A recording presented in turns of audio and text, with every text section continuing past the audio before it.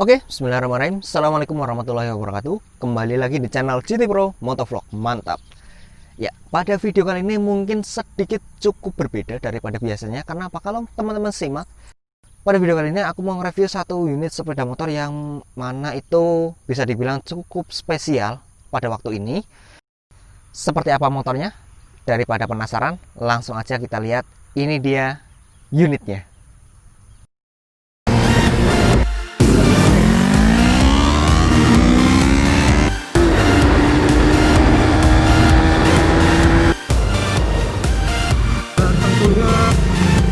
Ini adalah jalan terusan ya, yang kalau ke sana itu ke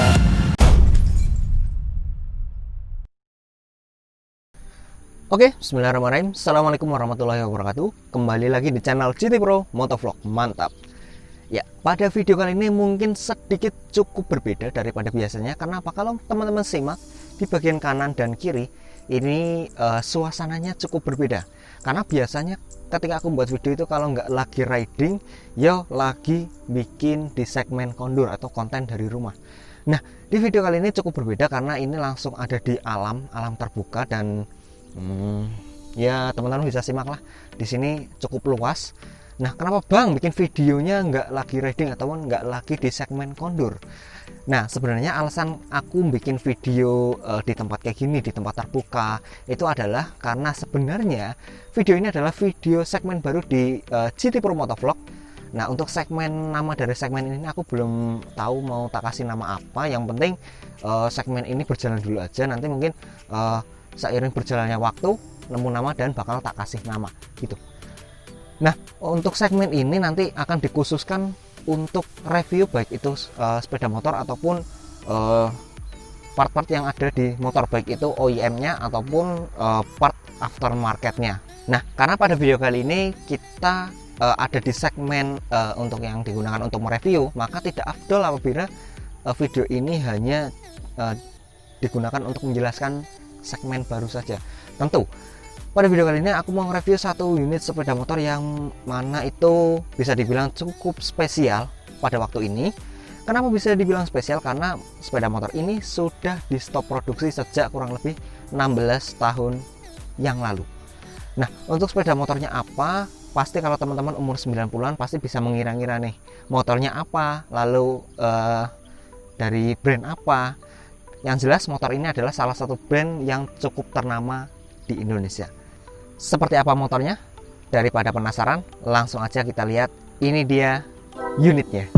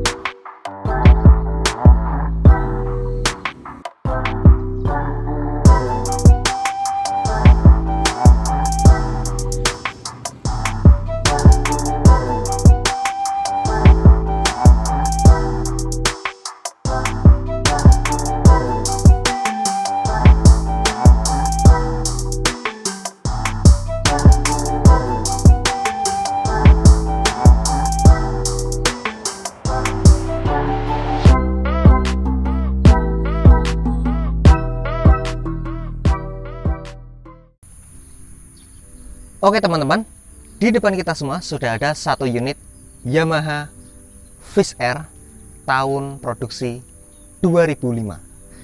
Nah, sebelum aku mau jelasin nantinya secara spek teknis yang lebih detail ataupun secara overall dari motor ini, aku mau jelasin sedikit sejarah atau track record motor Yamaha Viz Air ini selama dia mengaspal kurang lebih 28 tahun di jalanan Indonesia.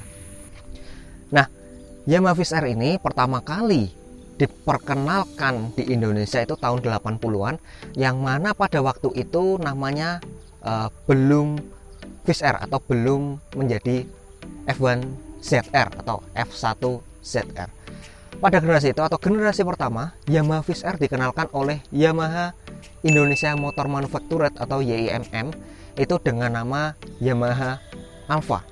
Nah, untuk Yamaha Alfa itu kurang lebih gambarannya seperti ini. Dia memiliki kubikasi mesin sebesar 100 cc dengan konfigurasi 2 tak dan desain bodi yang khas pada waktu itu. Yamaha Alfa diproduksi cukup lama, antara range 4-6 tahun di Indonesia. Melihat dari kesuksesan tersebut, maka Yamaha memberanikan diri untuk melakukan facelift, yaitu untuk meluncurkan produk terbaru dari Alfa Series, yaitu Yamaha Force One. Nah, di Yamaha Force One ini merupakan generasi kedua dari cikal bakal Yamaha Fish Air ini. Yamaha Force One itu dia sebenarnya menggunakan basis mesin yang sama, menggunakan basis blok mesin yang sama. Cuma yang membedakan adalah kubikasinya, dia sudah menggunakan 110 cc dan desain bodi yang lebih aerodinamis dan lebih sporty. Walaupun memang apabila dibandingkan dengan motor-motor saat ini, tentu tingkat aerodinamisnya tidak sebaik motor-motor saat ini. Namun pada waktu itu Yamaha memberikan sebuah inovasi yang cukup berani ya, karena melakukan facelift dan merombak total desain dari Yamaha Alfa ke Yamaha Force One. Nah, kita sudah ngomongin nih dua generasi. Generasi pertama yaitu Yamaha Alfa, yang kedua adalah Yamaha Force One.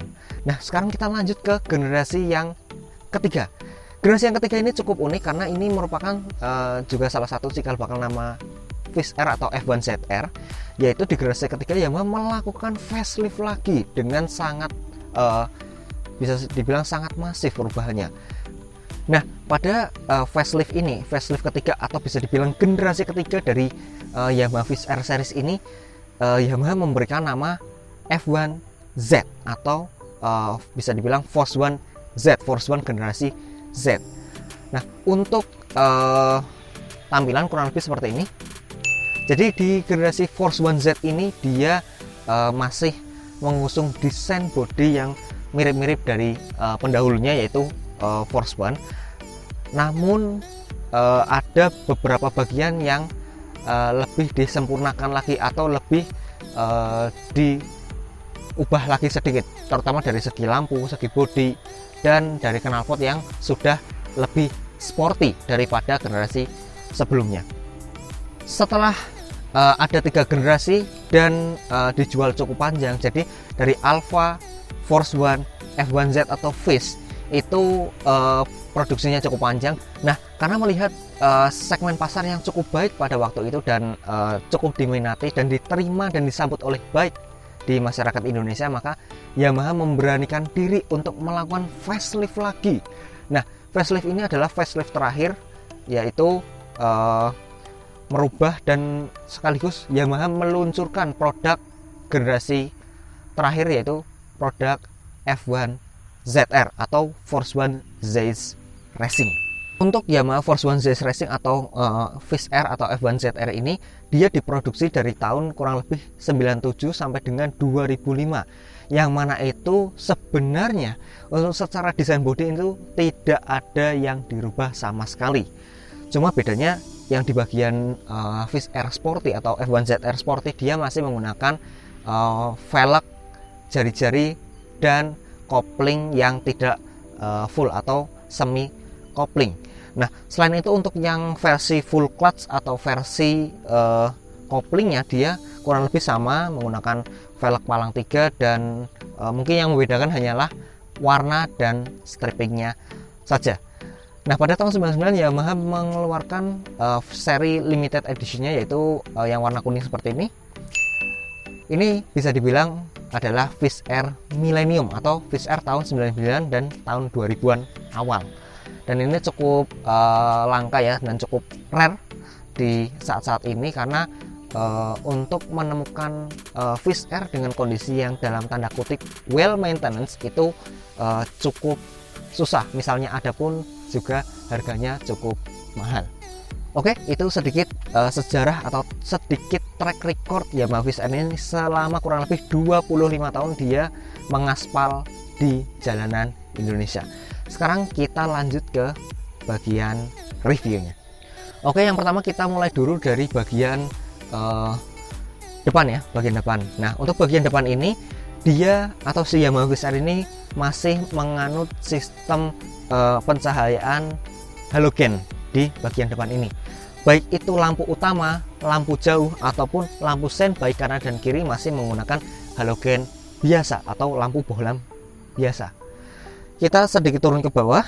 Nah, di sini kita akan menemukan sebuah emblem logo Karputala atau logo Yamaha.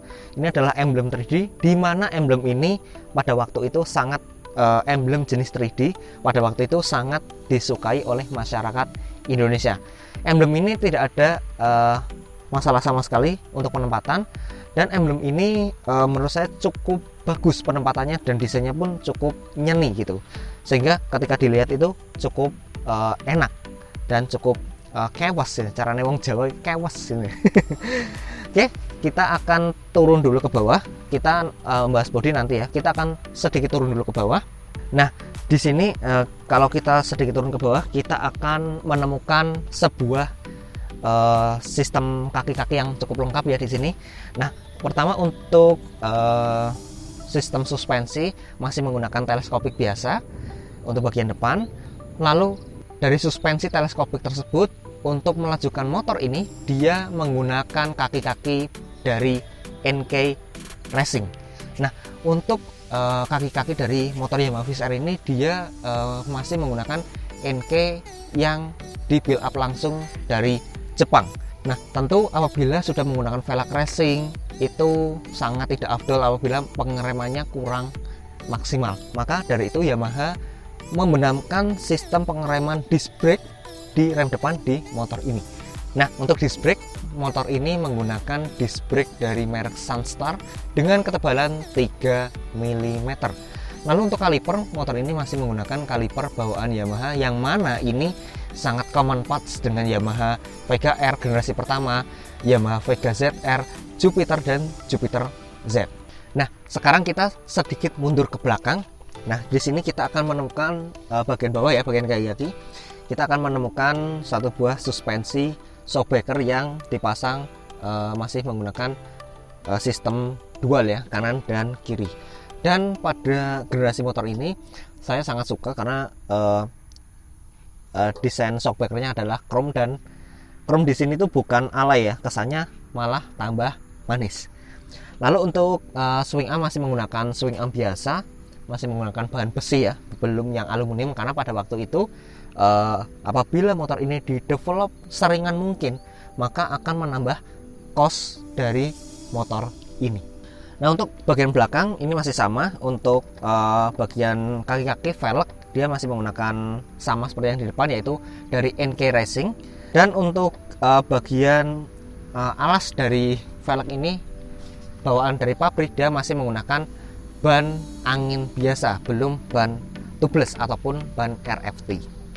Tentunya karena ini adalah motor bebek yang memang itu digunakan untuk kebutuhan memenuhi kebutuhan sehari-hari, tentu di rem belakangnya dia hanya menggunakan tromol saja. Nah, kenapa nggak pakai rem yang cakram? Karena apabila didesain dengan menggunakan cakram, maka cost atau penjualan harga dari motor ini akan jauh lebih tinggi dari lainnya. Oke, sekarang kita naik ke bagian atas, karena tadi bagian bawah hampir semuanya sudah dibahas. Sekarang kita langsung ke bagian kokpit ataupun instrumen cluster dari motor ini. Di motor ini dia memiliki satu buah speedometer atau instrumen cluster atau panel speedo yang mana menurut saya itu desainnya cukup yoi. Karena apa? Dia menerapkan atau Yamaha menerapkan desain yang simple minimalis. Nah, simple minimalis ini maksudnya dia sangat simple, tidak terlalu ramai ornamennya, namun fungsional. Hampir semua yang dibutuhkan di motor ini ada di sini. Contohnya di sini di bagian atas atau bagian panel atas itu ada indikator kecepatan dalam satuan kilometer per jam dan indikator bensin yang masih menggunakan garis bar biasa. Namun saya tidak ada komplain dengan desain speedo ini. Saya malah sangat suka dengan desain ini karena kelihatan klasik banget pada waktu sekarang ini. Selanjutnya kita mundur sedikit ke panel bawahnya. Di panel bawahnya ada 4 buah lampu indikator. Yang pertama adalah lampu indikator untuk cek oli samping. Lalu yang kedua adalah lampu indikator untuk lampu jauh.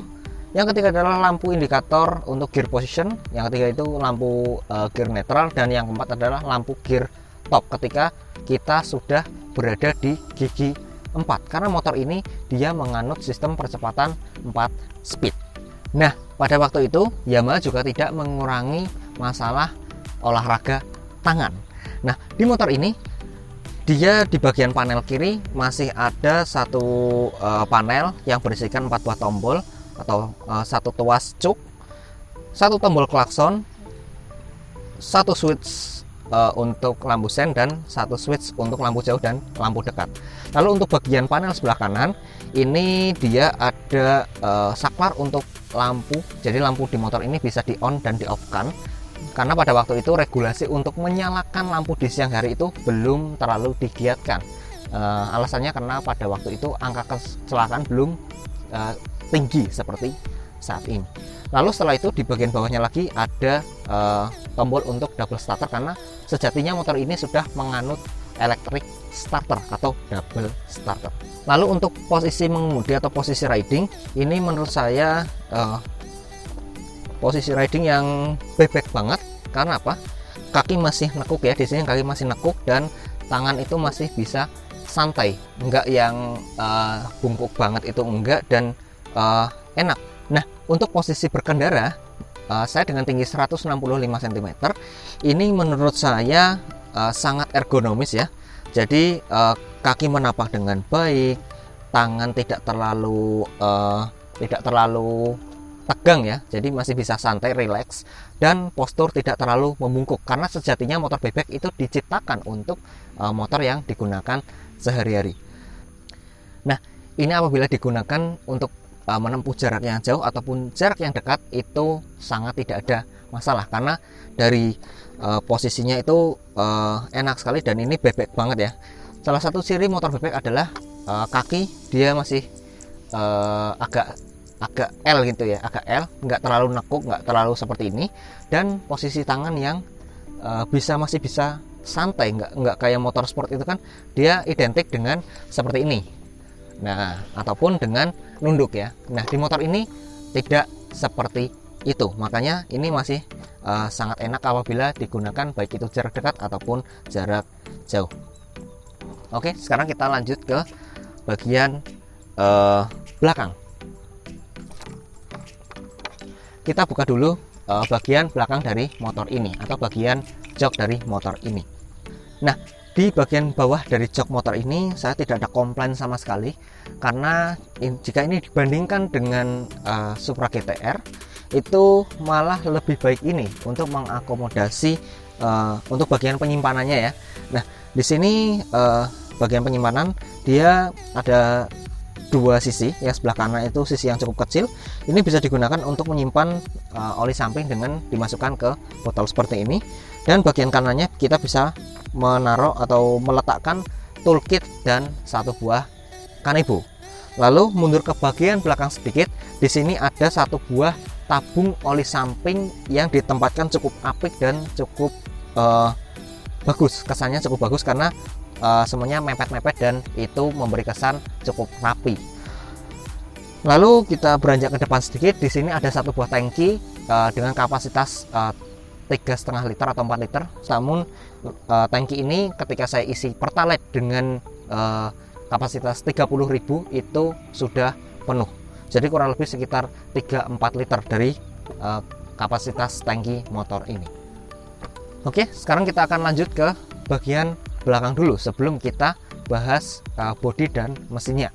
Nah, di belakang ini dia ada lampu yang cukup unik nih, karena sebenarnya motor ini dia adalah full AC atau belum bisa dibilang belum full wave ya.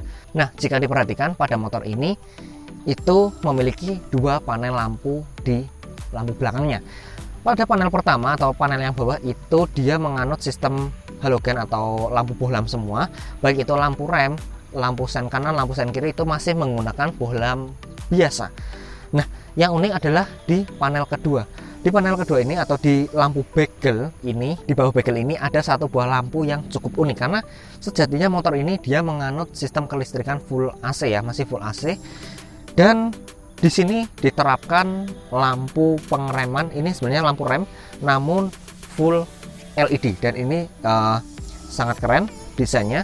memberikan kesan bahwa motor ini sangat semakin sporty daripada generasi sebelumnya. Oke, untuk bagian lampu belakang dan bagian belakang sudah. Untuk spakbor tentu tidak usah dijelaskan lagi karena ini memiliki common parts dengan Yamaha VKR generasi pertama. Lalu kita lanjut untuk bahas bodi nih sekarang nih. Nah, untuk bodi ini di Yamaha Viz Air ini aku nggak ada komplain sama sekali. Karena apa? Sebenarnya bodi Yamaha Viz Air dari tahun 90 sekian atau 97 sampai dengan tahun 2005 itu sebenarnya hampir sama saja. Yang membedakan adalah yang pertama adalah warna dan bagian stripping saja. Nah, untuk bagian stripping nih, ngomong-ngomong bagian stripping, konon katanya ini adalah motor Viz Air stripping tahun 2004. Namun ini diproduksi tahun 2005. Loh, kok bisa bang? Nah, jadi aku kurang tahu owner sebelumnya gimana ceritanya bisa beli atau bisa beli di tahun 2005 tapi minta stripping tahun 2004. Aku nggak tahu gimana ceritanya. Namun yang jelas motor ini sangat keren untuk desain strippingnya, karena kalau dilihat lebih detail di sini, ini di bagian depan ada sedikit corakan seperti sisik naga yang mana orang biasanya menyebutnya Blue Dragon. Dan tentu di bagian belakang tidak kita lupakan di sini ada satu buah tulisan F1ZR atau Viz Air, di Indonesia kita nyebutnya Viz Air, itu yang cukup simple dan memberikan kesan elegan. Dan di bawah Viz Air ini dia diberikan tulisan full clutch biar orang tahu bahwa ini adalah motor full kopling, bukan motor yang setengah kopling ataupun bisa dibilang kopling bansi. Nah, jika diperhatikan lebih detail di bagian bodi, bagian tengah ya, di sayap ini, di sini tertulis satu buah kata YPCS. Nah, apa sih itu YPCS? Maka dari hal itu kita langsung turun untuk membahas bagian mesin. Sebenarnya sama seperti generasi sebelumnya, Yamaha Viz Air ini menganut konfigurasi mesin 2 tak 110 cc, tentunya dengan sistem pengabut karburator, yang mana itu menghasilkan daya waktu barunya antara 10 sampai dengan 11 horsepower. Di mana tenaga tersebut merupakan tenaga yang cukup besar untuk ukuran bebek kelas 110 cc. Nah, pada tahun itu ada saingan dari Yamaha yaitu Honda Supra X ataupun Honda Supra, dan di Suzuki itu ada saingan Suzuki Shogun yang mana kompetitornya dari motor ini sudah menggunakan sistem 4 tak atau 4 stroke semua.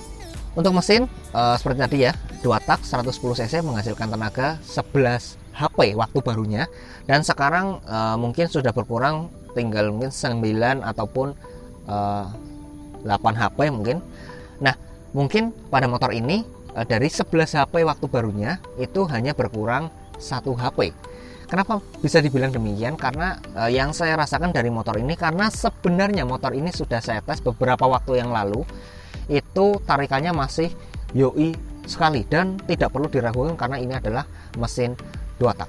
Ngomong-ngomong tadi soal YPCS, apa itu YPCS? YPCS adalah singkatan atau kependekan dari Yamaha Performance Cooling System, di mana YPCS ini adalah salah satu teknologi yang dibenamkan oleh Yamaha untuk tentunya meningkatkan kinerja dari mesin 2 taknya, karena motor 2 tak itu memang terkenal dengan boros, lemot, panas. Maka Yamaha memberikan salah satu solusi di line up mereka di motor bebeknya itu menggunakan YPCS. Nah, cara kerjanya sendiri sebenarnya cukup simpel, dan ini merupakan salah satu terobosan yang cukup baik waktu itu ya, karena Yamaha memanfaatkan putaran dari crank as atau dari bandul ya, dari bandul itu disalurkan ke satu buah kipas di bagian blok kiri, yang mana kipas tersebut nantinya akan menyedot angin dan mensirkulasi angin, mentransfer angin tersebut, angin dingin, angin segar itu menuju buring dan akan dibuang menuju blok mesin ataupun buring sebelah kanan. Tentunya ini merupakan sebenarnya bukan teknologi yang baru, karena pada Suzuki sudah menerapkannya dari lama juga. Kalau di Suzuki itu adalah namanya Suzuki Jet Cool, namun sebenarnya untuk secara teknis cara kerjanya sama dengan si YPCS ini. Nah, tentu untuk meminimalisir tenaga loss atau power loss pada motor 2 tak, pemilik sebelumnya sudah melakukan sedikit modifikasi pada motor ini, yaitu pemilik sebelumnya mengganti knalpot yang ada di motor 2 tak ini atau motor Wizz Air ini full system. Aku nggak tahu mereknya apa karena di sini tidak ada emblemnya. Ini buatan dari Purbalingga dan aku nggak tahu buatnya di mana. Yang jelas ini sudah diganti secara exhaust dan suaranya yoi banget. Oke, sekarang kita akan coba sedikit dengarkan bagaimana suara motor ini ketika idle ataupun sedikit digas. Let's go.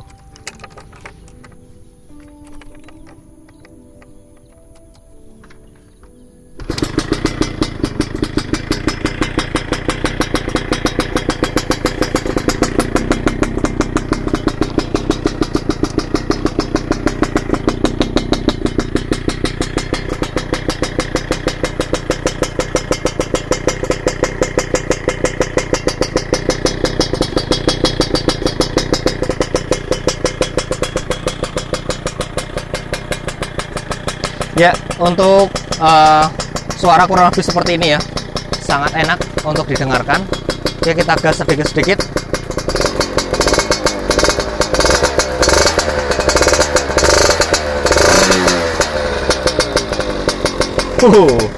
Ngebul. Wes. Oke, kita matikan dulu. Oke, jadi tadi dari suara kurang lebih seperti itu. Gimana teman-teman? Yoi nggak? Kalau menurut aku sih ini sangat yoi, sangat garing dan sangat enak. Oke, mungkin untuk video kali ini tentang review Yamaha Wizz Air kayak gitu dulu aja, karena udah terlalu panjang juga.